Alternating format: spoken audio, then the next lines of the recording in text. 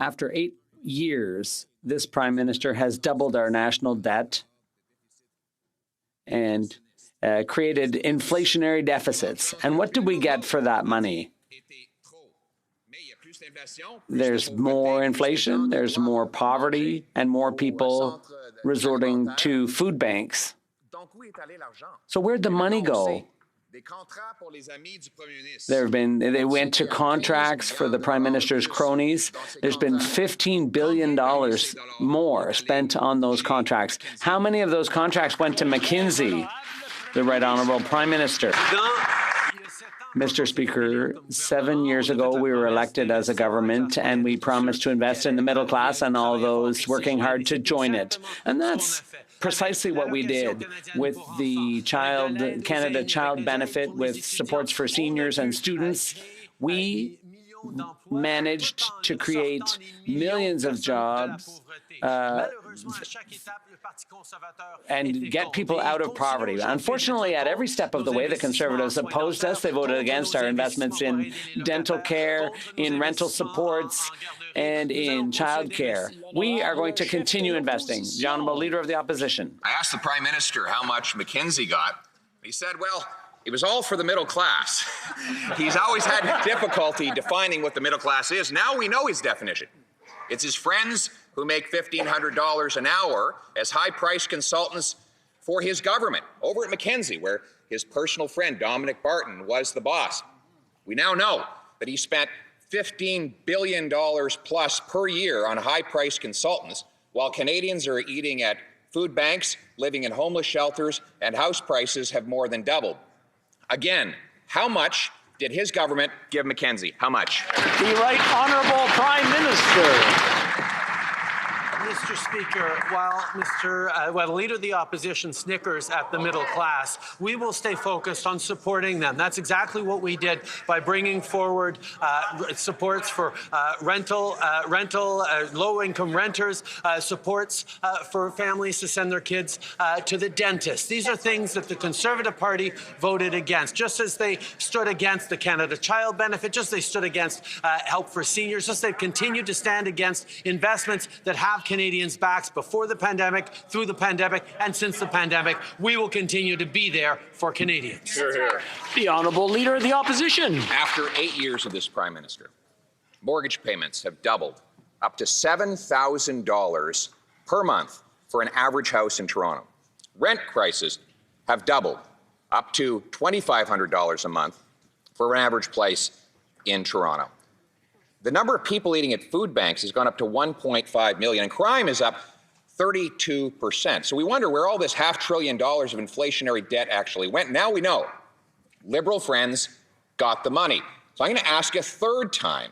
The well-connected insiders at McKinsey, how much did the Prime Minister give them? How much? The Right Honourable Prime Minister.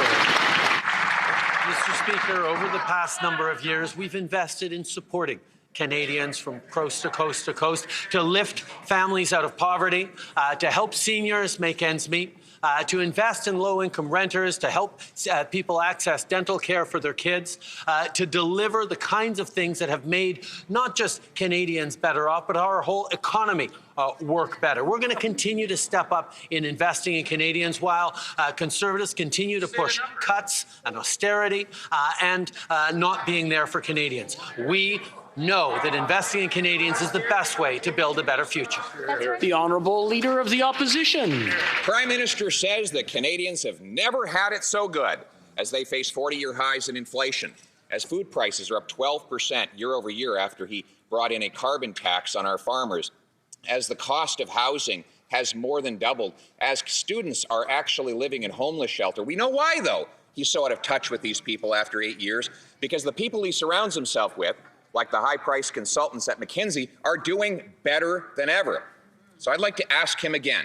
This company did work of little or no value according to his own public servants. How much did Canadians have to pay for that? The Right Honourable Prime Minister. Mr. Speaker, on the contrary, Canadians are struggling right now with high inflation caused by global crises, with interest rates, with disruptions in the global supply chains, and that's why we've stepped up to support Canadians. Despite Conservative politicians voting against it, we've been able to keep investing in Canadians while maintaining the best balance sheet in the G7. We have the lowest debt to GDP ratio, the lowest deficit of all our G7 partners, and we've put that to work to support the Canadians who need it most. We will continue to be there for the middle class and people working hard to join it. The Honourable Leader of the Opposition. Well, they finally got him to admit that Canadians are suffering, and it's after 8 years of this Prime Minister. After 8 years of this Prime Minister, we have 40-year highs in inflation. We have 32% increase in crime. We have the TTC transit system in downtown Toronto overtaken by crime. We have more people eating at food banks and living at homeless shelters after 8 years of this Prime Minister. But not everybody is doing badly. His friends at McKinsey are rolling in cash. First, they said it was $50 million. Now the government says it's over $100 million. We want to know the real number. Will the Prime Minister finally answer the question? How much did he give McKinsey? The Right Honourable Prime Minister. Speaker, everyone in this House, from conversations with constituents, with conversations with people right across the country, know well that Canadians are facing tough times. What the difference is between the Conservative leader and myself is, instead of proposing real solutions, instead of telling Canadians how they're going to help them and invest them, the Conservative leader stands up, crosses his arms, throws up his hands and says everything is broken. Well, that's not what Canadians are living through, Mr. Speaker. Canadians stick up for each other. We're there for each other. We support each other through the tough times. That's exactly what we've been doing through this pandemic, through these past years. That's what we will continue to do.